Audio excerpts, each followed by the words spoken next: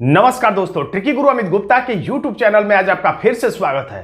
दोस्तों आज मैं आपके लिए फिर से लेकर आ गया हूं यूपीएससी 2017 की ऑनलाइन परीक्षा में पूछे गए रीजनिंग के टॉप 10 ऐसे प्रश्न जिन्हें हम सॉल्व करेंगे बिल्कुल ट्रिकी अप्रोच के साथ।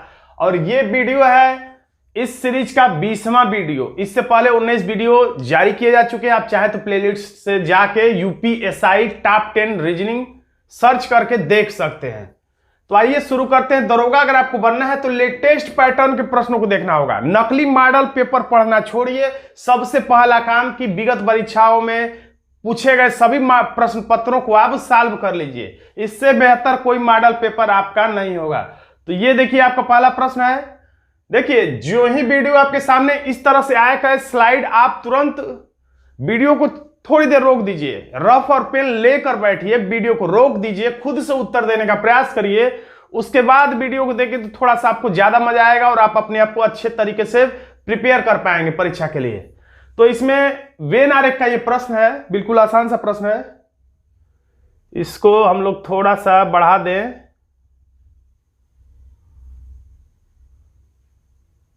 उन लोगों की संख्या को दर्शाया गया इसमें। रेखांकित रेखा चित्र में त्रिकोण, उन लोगों की संख्या देखा जाए 6। तो ये सब कुछ आपको ज्यादा नहीं पढ़ना। सबसे पहले ऐसे प्रश्नों में ऊपर सब कुछ नहीं पढ़ना है। सबसे पहले आपको पढ़ना है प्रश्न, ताकि आपको पता चल सके कि आपको कौन सी जानकारी ऊपर से चुननी है, कौन सी जानकारी आपके काम की है। तो इसलिए सबसे पहले क्वेश्चन लाइन फर्स्ट, यानी प्रश्न लाइन को सबसे पहले पढ़ लिया करिए ऐसे लंबे चौड़े प्रश्नों में। तो क्या पूछ रहा है?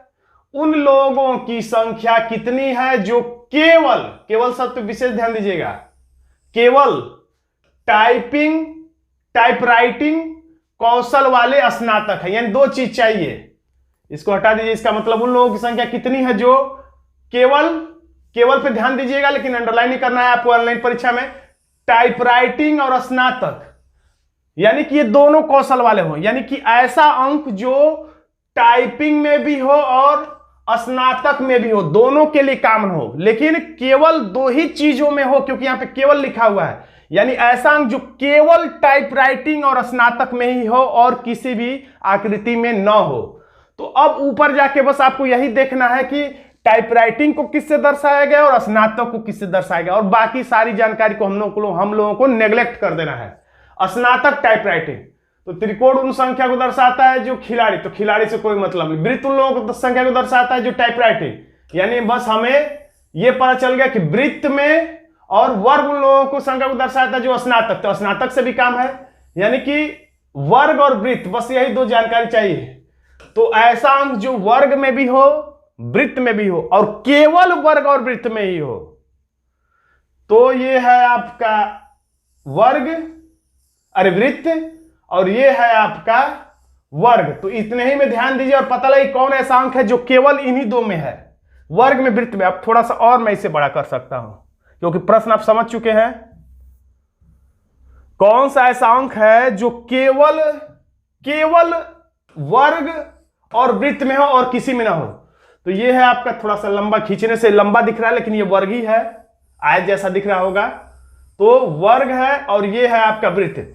यानी ये इसके इधर जितना है वो सब केवल वर्ग में है, और इसके जो इधर है वो केवल वृत्त में है। तो ये कभी आंसर नहीं हो सकता। अब बच गया इतना, तो इतने 5 जो है ये पंचभुज में भी है, तो केवल जो कि लिखा था इसलिए ये भी नहीं होगा। 7 भी पंचभुज में है इसलिए नहीं होगा, और ये 3 इसलिए नहीं होगा क्योंकि ये त्रिभुज के अंतर्गत भी है, लेकिन प्रश्न में केवल लगाया था। केवल का मतलब केवल वृत्त और वर्ग में हो। तो 10 ही ऐसा अंक है जो केवल, देखिए, वर्ग के भीतर भी है और वृत्त के भीतर है, और किसी भी आकृति से दूर है। यानी कि हमारा आंसर हो जाता है विकल्प बी 10। अब हम लोग अगला प्रश्न देखते हैं। यानी हमारा आंसर है बी, आप विकल्प देख सकते हैं बी। अगला प्रश्न है आपके दिशा परीक्षण से। तो दिशा परीक्षण का यह प्रश्न है, तो इसको हम लोग सॉल्व करते हैं। इसके लास्ट में क्या पूछा है कि वह पश्चिम की ओर चलता है, अभी वो आरंभिक बिंदु से। तो जिस प्रश्न में से लग जाए तो इसका मतलब यह है कि हमें चित्र बनाना पड़ेगा, यानी कि सापेक्ष स्थिति, से बराबर सापेक्ष स्थिति, सापेक्ष स्थिति वाले प्रश्न में चित्र बनाना पड़ता है। से लिख दे तो या के संदर्भ लिख दे तो हमें चित्र बनाना पड़ेगा। तो चित्र हम लोग छोटा सा बना लेते हैं, बहुत 2 मिनट का काम है, कोई बहुत बड़ा काम नहीं है। सनील का मुंह दक्षिण दिशा में है, कोई दिक्कत नहीं, दक्षिण दिशा में हम लोग कर लेते हैं। ये यहां से चल रहा है इसलिए गोले में दर्शाया ताकि याद रहे यहां से दक्षिण की ओर है। इस तरह से सनील का मुंह दक्षिण की ओर है, वह 10 मीटर सीधा चलता है, यानी कि दक्षिणी दिशा में वो सीधा चलता है। 10 मीटर, थोड़ी सी दूरी बना दी हम लोग ताकि 10 मीटर इतना चलता है, सीधा चलता है। इसके बाद बाएं मुड़ता है और 5 मीटर चलता है। तो बाएं का मतलब हमेशा याद रखिए ब से बाएं और ब से विपरीत। विपरीत का मतलब किसके विपरीत? तो घड़ी के सुई के चलने की दिशा में, यानी कि एंटी क्लॉक। यानी जब भी कहेगा बाएं तो हमें एंटी क्लॉक मुड़ना है, जब भी कहेगा दाएं तो हमें क्लॉकवाइज मुड़ना है।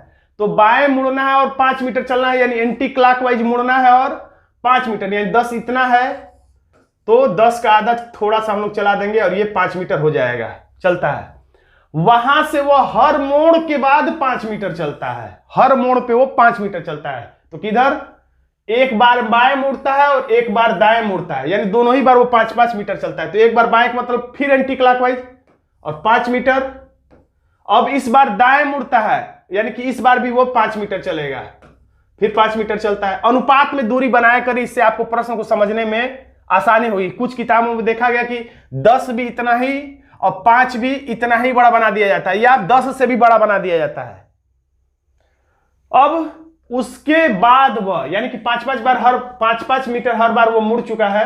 अब नया सिरा से देखिए, उसके बाद वह उत्तर दिशा में, जब दिशा बता दिया है तो दाएं बाएं मुड़ने का कोई दिक्कत नहीं, किसी भी दिशा दाएं मुड़ के आप उत्तर में पहुंच जाइए या बाएं मुड़ के, कुल मिला के आपको उत्तर दिशा में चलना आरंभ करता है और 15 मीटर की दूरी तय करता है। अब यहां से उत्तर दिशा में आपको मुड़ना है और 15 मीटर।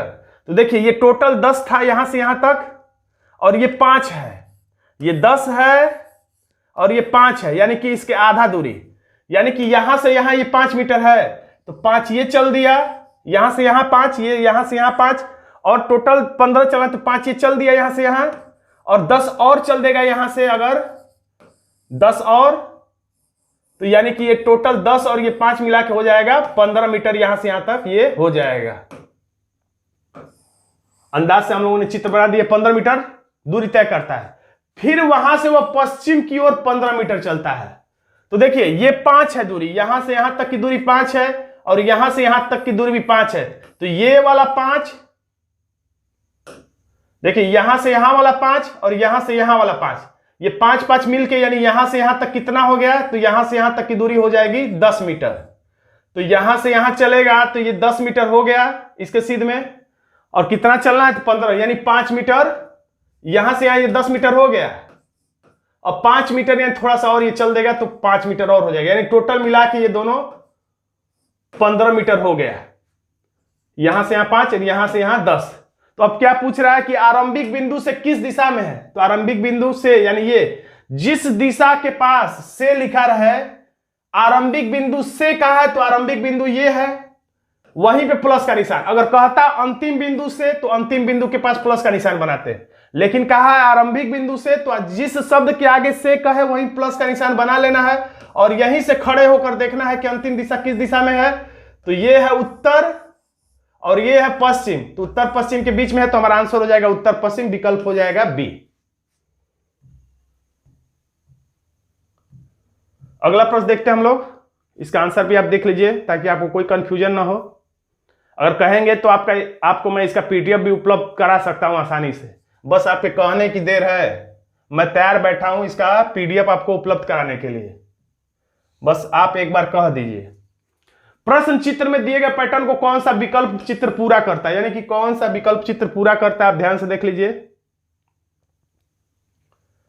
यानी इनमें से कौन सा चित्र इसमें फिट कर दिया जाए कि यह आकृति पूरी हो जाए। देखिए यहां से यहां एक ऐसी आकृति, यानी इतने के भीतर ही यहां से यहां और एक यहां से यहां और एक बिंदु चाहिए, और उसके बाद काला सफेद काला सफेद सफेद काला सफेद। अब काला का नंबर यानी कि इधर, और हमेशा जो काला बिंदु है सफेद वाले में है, यानी कि यहां पर होगा, ये काला रहेगा, ऐसा ही कुछ कुछ बनेगा। तो ऐसा कुछ कुछ किसमें है? यानी सबसे पहले तो काला के बाद सफेद होगा, तो काला के बाद सफेद, ये सफेद के बाद काला, ये कभी नहीं होगा। ये काला के बाद सफेद, ये भी कभी नहीं होगा, उल्टा ही है। ए और डी में से कौन होगा, तो इसमें बिंदु नहीं दिख रहा है, यानी हमारा आंसर हो गया बी। आसानी से पकड़ में आ जा रहा है।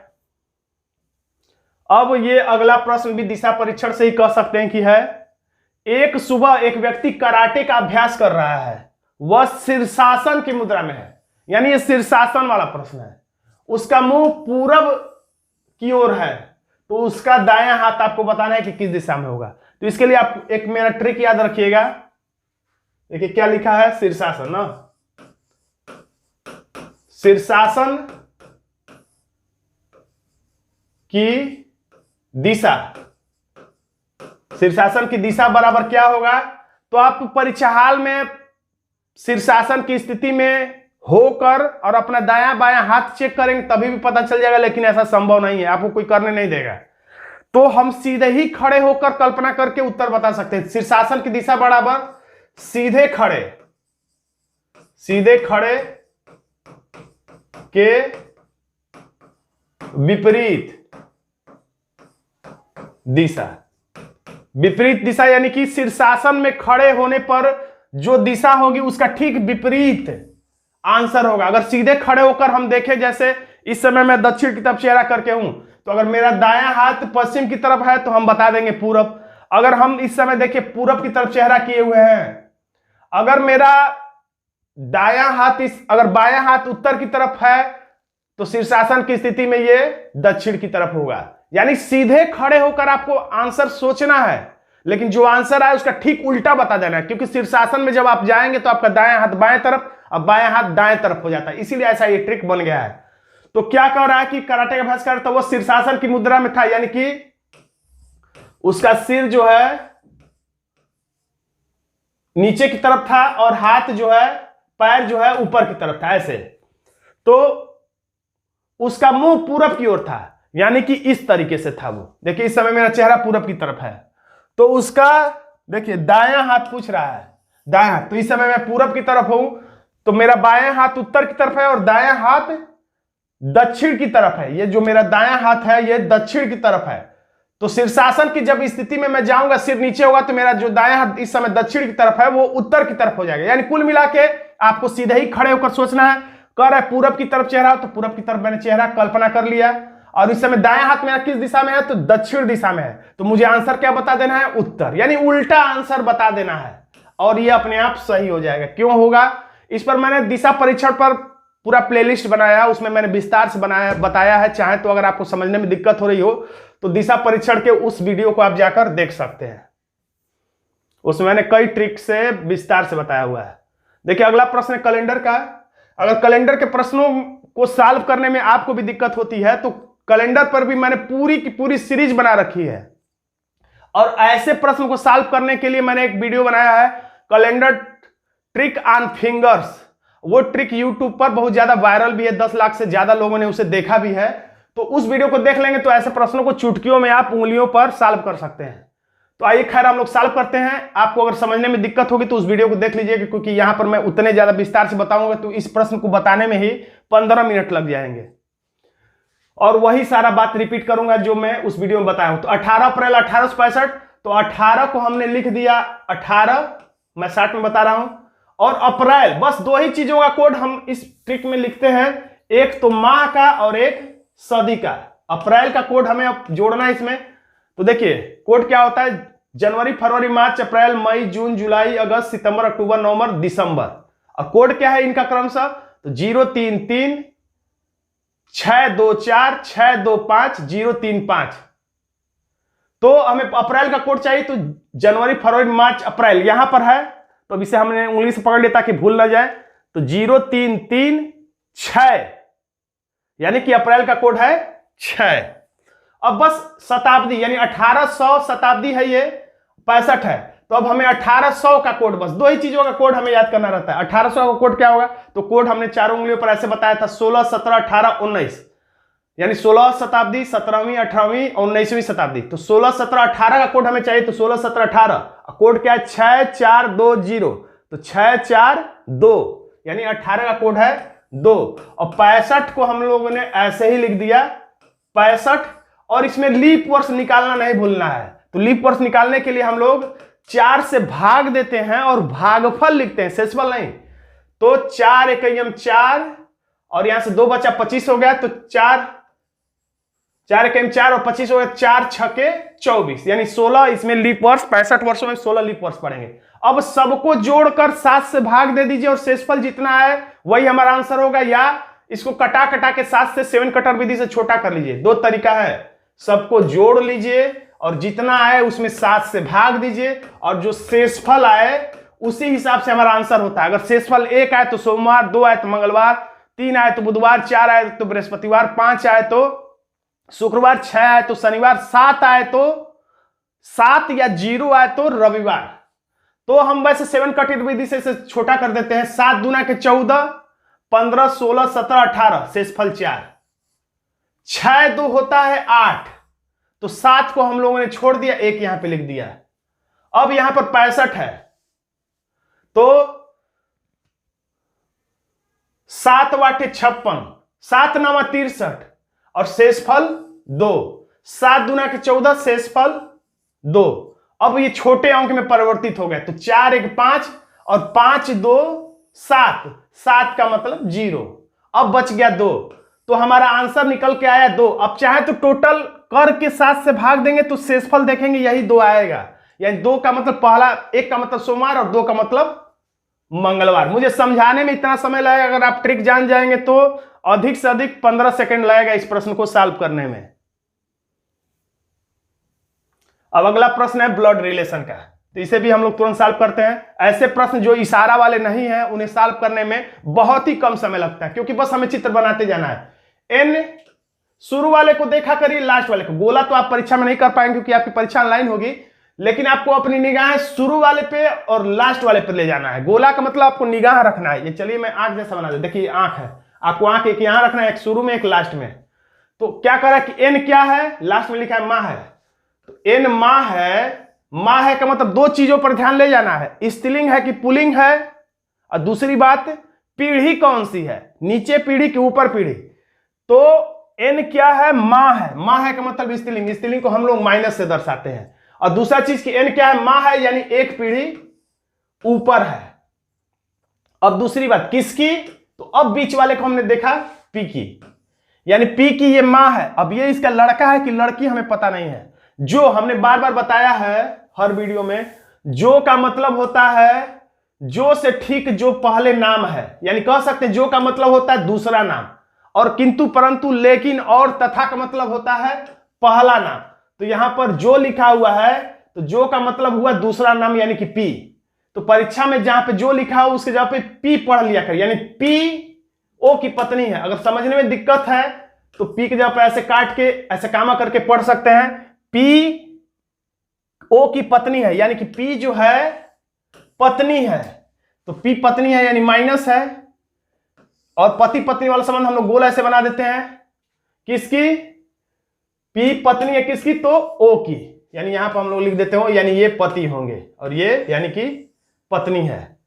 अब आगे बढ़ते हैं। एस जो है एम का इकलौता बेटा है, तो यहां पर एस दे रहा है और एम दे रहा है, और यहां पे जो हमने बनाया है इसमें ना तो एस मौजूद है ना एम मौजूद है। जिन 2 नामों की बात करें उनमें से कोई भी एक नाम पहले से जो हमने चित्र बनाया है उसमें मौजूद नहीं है, तो ये वाला तथ्य इसके साथ जुड़ने में दिक्कत पैदा करेगा, जुड़ेगा नहीं।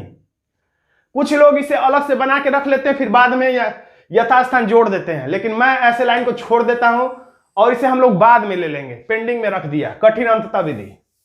अब करें कि ओ एम का दामाद है। दामाद कौन है, तो शुरू और लास्ट को देखेंगे तो ओ जो है दामाद है, तो एक इसका मतलब हुआ कि ओ नीचे रहेगा एक पीढ़ी, किससे, तो एम से। लेकिन ये दामाद और जो ससुर या सास वाला रिश्ता है वो अप्रत्यक्ष है, तो हम लोग अप्रत्यक्ष रूप से बनाएंगे। ओ दामाद है यानी ये दामाद है, यानी ये एक पीढ़ी नीचे रहेगा, किससे, एम से।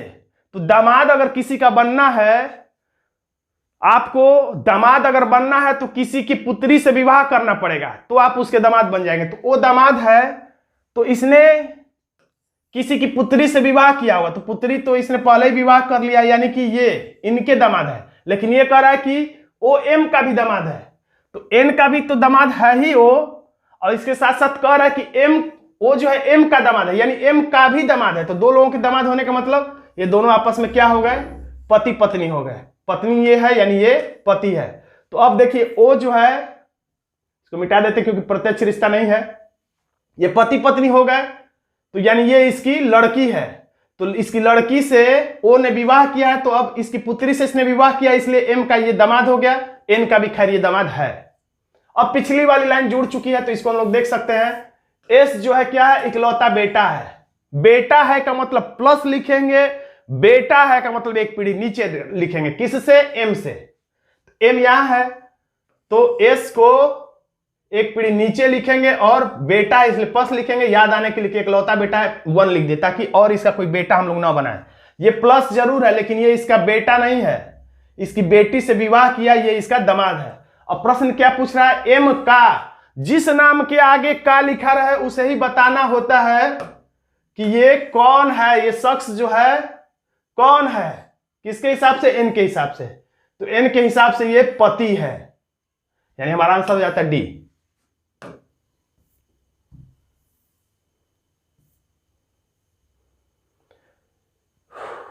यह यदि छायित रेखा पर एक आईना रखा जाए तो कुल मिला के इसको पढ़ने की जरूरत ही नहीं, ऐसे ही समझ में आएगा कि यहां पे आईना रखा है, यानी इसका दर्पण प्रतिबिंब, लंबवत दर्पण प्रतिबिंब कैसे बनेगा। जब दर्पण दाएं या बाएं रखा रहे तो लंबवत दर्पण, ऊपर नीचे रखा रहे तो क्षैतिज दर्पण, यानी कि जल प्रतिबिंब की तरह व्यवहार करता है। दाएं बाएं दर्पण रखा रहे तो कोई अंतर नहीं, दाएं रखे या बाएं रखे, यानी कि दर्पण है, साधारण दर्पण है, साधारण आईना है।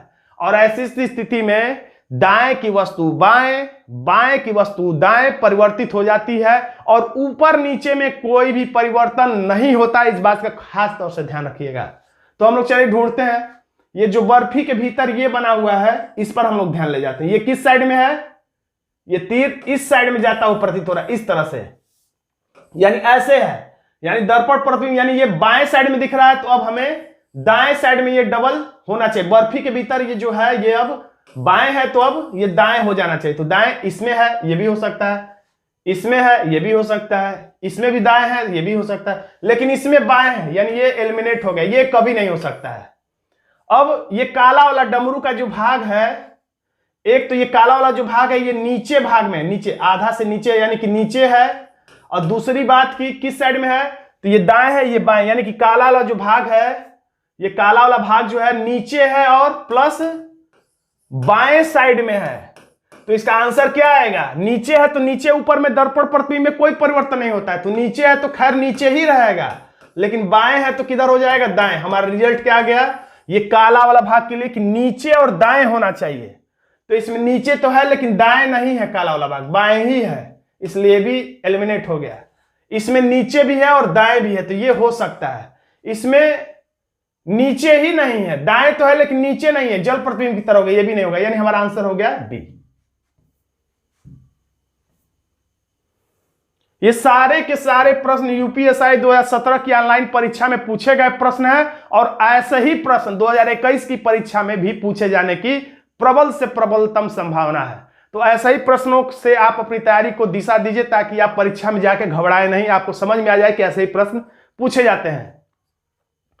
तो इसमें भी कुछ करना नहीं, बस चिन्हों को बदल देना है। हो सकता है कि आपको चारों विकल्पों को चेक करना पड़े अधिक से अधिक, लेकिन अधिक से अधिक 1, 2, 3 विकल्प चेक करेंगे। अगर इनमें से कोई सही है तो टिक ही कर देंगे, अगर सही नहीं तो बिना चेक किए डी को तो टिक आपको कर ही देना पड़ेगा। यानी कि अगर आपका भाग्य खराब रहा तो भी अधिकतम केवल 3 ही विकल्प चेक करने पड़ेगा। अगर भाग्य अच्छा रहा तो पहला भी मिल सकता है, दूसरा भी मिल सकता है, और खराब भाग्य रहा तो आपको कम से कम तीसरा तक चेक करना पड़ेगा। तो देखते हैं हम लोग क्या करते हैं। अब हमारा भाग्य कैसा होता है देखते हैं यहाँ पे। तो यहाँ पे 6 लिखा है, 6 के बाद @ को क्या लिखा जाता है, भाग्य के रूप में। तो खैर मेरे पास तो ये ऐसा पेन है, आपके पास नहीं होगा तो आपको रफ करना पड़ेगा। तो यहां पे हम भागे का चिन्ह बना देते हैं। अब ये डॉलर का जो चिन्ह है इसके सामने गुणे, तो हम इसी में बना देना। आपके पास ऐसी व्यवस्था नहीं होगी, खैर आपको रफ पे ऐसा लिखना पड़ेगा इस तरह से, 6 भागे 2 गुणे 3, और ये जो है एंड वाला जो चिन्ह है कि मायने में क्या है, बराबर। तो बराबर में इसके जगह पे बराबर 9। खैर यहां भी मैंने लिख ही दिया। तो देखते हैं इसको सॉल्व करने से 9 आ जाएगा तो यही आंसर, नहीं तो फिर हम बी चेक करेंगे, फिर सी चेक करेंगे, फिर डी चेक करेंगे। तो सबसे पहले मैंने बताया था, सबसे पहले भागना चाहिए, और भागते भागते जब थक जाए तब गुड़ खाना चाहिए, गुड़। तो सबसे पहले हम लोग भागेंगे, यानी सबसे पहले भाग देना है। 2 3 6, 3 आ गया। अब गुड़ खा लीजिए, 3 तितली के 9, यानी कि यही हमारा पहला ही भाग बहुत अच्छा था, पहले ही में हमें आंसर मिल गया। हो सकता है इसी मीटिंग में किसी को जो पेपर मिला हो ये विकल्प किसी और जगह पे हो, ऐसा भी मिक्स करके आंसर दिया जाए ताकि अगल बगल भी कोई बैठा तो भी ना मिला पाए। प्रश्न यही रहेगा, लेकिन ये वाला विकल्प उठा के बी में, सी में, डी में रख दिया जाता है अलग अलग सीरीज में। तो भाग्य भाग्य की बात है, किसी प्रश्न में आपका भाग्य साथ देगा, किसी प्रश्न में किसी और का। प्रश्न कथन पर्याप्तता वाला, यह प्रश्न जो कि यूपीएससी में निश्चित रूप से पूछा ही जा रहा है। तो प्रश्न मैंने ऊपर का ज्यादा जो देता है निर्देश उसको मैं काट देता हूं ताकि आपको प्रश्न बड़ा दिखाई दे। इसके ऊपर इतना लंबा चौड़ा सा निर्देश लिखा रहेगा, तो वो सब मैंने काट दिया ताकि आपको ये स्पष्ट रूप से दिख सके। आप प्रश्न देखते ही इतना समझ चुके हो कि क्या प्रश्न है या कैसा पूछा जा रहा है, क्यों पूछा जा रहा है। शुरुआत में आपको दिक्कत होगी, लेकिन आप धीरे धीरे सब समझ जाएंगे। तो निर्देश पढ़ने के लिए आपको अपना 1 मिनट नुकसान नहीं करना पड़ेगा। निर्देश पढ़ने की जरूरत ही नहीं, प्रश्न देखते ही आप समझ जाएंगे। निर्देश पढ़ेंगे तो फालतू में आपका समय नुकसान होगा। गुड का कोड क्या होगा, इस प्रश्न का जवाब देने के लिए क्या पहला ही कथन पर्याप्त है, या अकेले दूसरा कथन पर्याप्त है, या दोनों मिल के पर्याप्त है, या दोनों मिलने के बावजूद भी उत्तर नहीं दे पाएंगे, ऐसा ही सब में पूछा जाता है। तो पहला इसमें गुड का कोड पूछ रहा है, तो हम लोग तुलना द्वारा कोड ज्ञात करते हैं कोडिंग डिकोडिंग के अंतर्गत, उसी चैप्टर का यह प्रश्न है। तो जो पूछा जा रहा है कोड जिसका, उसी को ढूंढेंगे। कहां है, कहां दिख रहा है गुड, इसमें नहीं दिख रहा, इसमें दिख रहा है। तो इसमें गुड दिख रहा है, तो 1 2 3 शब्द है, तो इसमें भी 1 2 3 शब्द है। लेकिन ये नहीं कि क्रमशः लिखा रहा था कि दे का कोड या हो गया, आर का कोड रा हो गया और गुड का कोड सा हो गया, नहीं, ये इधर उधर भी होता है। इतना तो कंफर्म है लेकिन कि गुड का कोड या तो या होगा, या तो रा होगा, या तो सा होगा, इसके अलावा कोई नहीं होगा। लेकिन एग्जैक्ट बताना है, तो अगर गुड इसमें भी होता तब हम लोग देखते कि दोनों में ऐसा कौन है जो कॉमन है। तो देखिए यहां पर आर यहां पर है और आर यहां पर भी है, लेकिन गुड यहां पर है और गुड कहीं नहीं है। तो आर दोनों में है, तो इन दोनों में कौन ऐसा शब्द है जो दोनों में है, तो या इसमें नहीं है, आर ए, आर इसमें भी है, आर ए इसमें भी है। यानी पता चल गया कि आर, यानी कि कह सकते हैं कि ए आर ई बराबर हो जाएगा इसका कोड आर ए। यानी ये पता चल गया कि अब गुड का कोड क्या हो सकता है, ये बच गया जो है या हो सकता है या सा हो सकता है। यानी गुड का कोड या होगा चाहे सा होगा। अब कोई भी कॉमन नहीं मिल पा रहा है, यानी कि 2 में कंफ्यूज होगा, या तो आंसर या होगा गुड का, या तो गुड का आंसर सा होगा। लेकिन अभी भी कंफर्म नहीं कि इन दोनों में क्या होगा। यानी कह सकते हैं कि ये दोनों ही कथन प्रश्न का उत्तर देने के लिए बिल्कुल भी पर्याप्त नहीं है, इसलिए हमारा आंसर हो जाता है डी।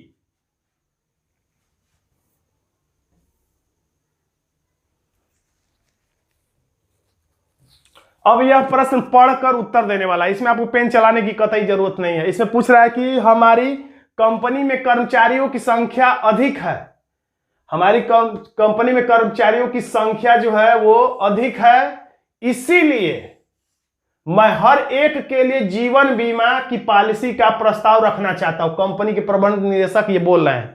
तो कंपनी के प्रबंध निदेशक मैनेजिंग डायरेक्टर ने ये बोला है कि चूंकि हमारे कंपनी में कर्मचारियों की संख्या ज्यादा है, इसलिए हम जीवन बीमा पॉलिसी का प्रस्ताव, यानी कि जीवन बीमा पॉलिसी अपने कर्मचारियों को देना चाहता हूं।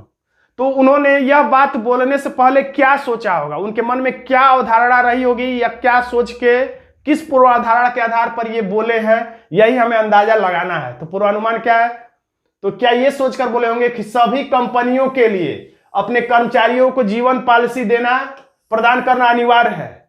यानी ऐसा क्या कोई नियम है कि सभी कंपनियों के लिए अपने कर्मचारियों को जीवन बीमा पॉलिसी देना अनिवार्य है। वैसे कई कंपनियां जीवन पॉलिसी देती है, लेकिन हम उस बात में नहीं जा रहे हैं। यहां पे ये कहा जा रहा है, प्रबंध निदेशक ने ये कहा है कि देखिए क्या कहा है, कह रहा कि हमारी कंपनी में कर्मचारियों की संख्या अधिक है, इसलिए कर्मचारियों की संख्या अधिक है, इसलिए उन्होंने ये बात सोचा। यानी कि कम होता तो ये बात नहीं सोचते, कर्मचारियों की संख्या अधिक है इसलिए जीवन बीमा पॉलिसी के लिए ये सोच रहे हैं। यानी कि अधिक है संख्या इसलिए सोच रहे हैं, न कि जीवन बीमा पॉलिसी प्रदान करना अनिवार्य है इसलिए नहीं सोच रहे हैं। अगर पॉलिसी अनिवार्य होता तो चाहे 10 रहे, चाहे 20 रहे, चाहे 50 रहे, वो देते। लेकिन उनका कारण क्या है कि कर्मचारियों की संख्या अधिक है इसलिए वो प्रोत्साहित होकर उनको जीवन बीमा पॉलिसी दे रहे हैं, न कि कोई अनिवार्यता की बाध्यता के चलते। इसलिए पहला वाला तर्क हमें सही नहीं लगता कि ये उनके मन में रहा होगा। नहीं तो वो बोलते कि हाँ क्योंकि ये अनिवार्य इसलिए मैं देना चाह रहा हूं। लेकिन वो बोल रहे हैं कि अनिवार्य की बात नहीं बोले, वो बोल रहे हैं कि संख्या अधिक है इसलिए मैं देना चाह रहा हूं। तो ये बात सोचकर वो नहीं बोले होंगे, क्योंकि उनके शब्द नहीं बता रहे कि ये बात वो सोच के बोल रहे हैं। दूसरा, बीमा पॉलिसी कर्मचारियों और उनके परिवार के लिए बहुत उपयोगी है। हाँ, ये मैनेजिंग डायरेक्टर के मन में बात रही होगी, तब जाकर उन्होंने ये जीवन बीमा पॉलिसी देने की बात सोची होगी। तो दूसरा वाला पूर्वानुमान संभावित है, यही हमारा सही पूर्वानुमान है। यानी केवल पूर्वानुमान 2 अंतर्निहित है। हमारा आंसर हो गया डी।